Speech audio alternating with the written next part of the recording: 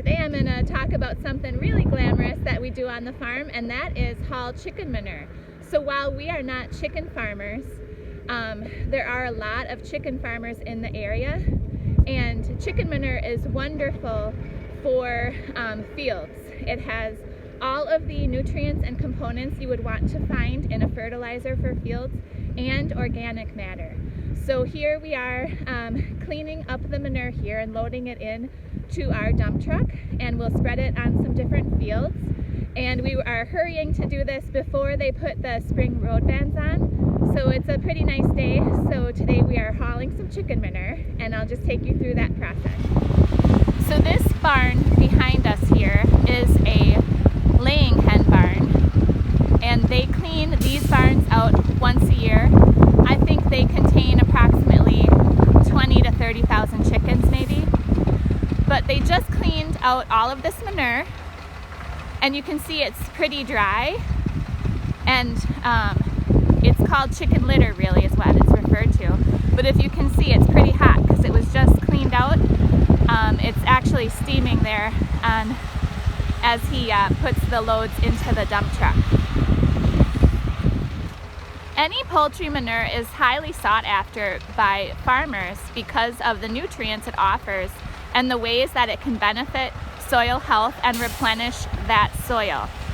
So it has a long list of nutrients that is good for the soil, but mainly it is the nitrogen, phosphorus, potassium, and calcium. And then there's a long list from there. In addition to those nutrients, it also offers organic matter, which is great for rebuilding the soil.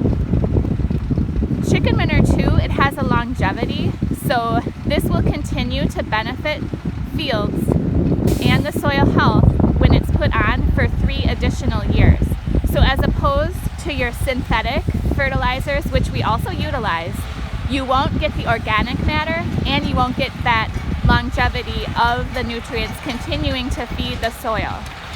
So this is a great example of how farmers work together, and we are very sustainable. So this is a waste product that is, it's a waste product for the poultry farmers, but for the crop farmers, it's an absolute benefit to put on their fields. Today what we're doing is just loading it into our dump truck, and we'll pile it up at home, and then we will go from there according to which fields we're going to spread it on. But we really wanted to get it loaded up and home before the spring road bans go on. But once we start applying it into the field, the application rate can be determined by either the nitrogen or the phosphorus value, depending on what your field needs. But really, we apply at a pretty standard rate of 2 to 3 tons per acre for our corn and soybean fields. Now you can put this on hay fields also, because that does wonderfully to feed those fields. But you just want to make sure for hay fields it's applied very thin. So maybe a rate of 1 to 2 tons per acre for a hay field. You just want a thin coverage for that, so that it doesn't burn the hay.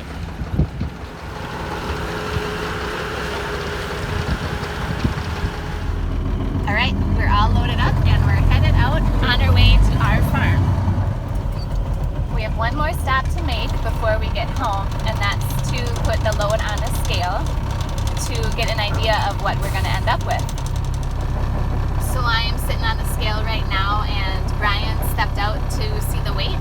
We'll probably have about 20 or so loads today. We won't get it all done today by any means, but that's a lot of chicken manure, and that's just from one barn to give you an idea of how much is available in those barns. That didn't take long, and we're off again. That load was about 9 tons, or close to 18,000 pounds.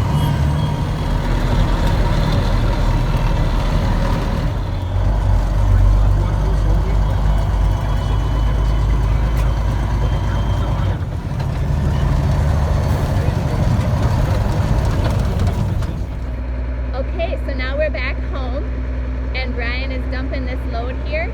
This is only the 3rd load from that farm, and like I said, there'll probably be upwards of 20 loads coming out of there, and this one alone was about 9 tons. So we got a lot of manure coming, but the amount, knowing that amount will help us to determine what we have to work with, and how much we can apply on each field.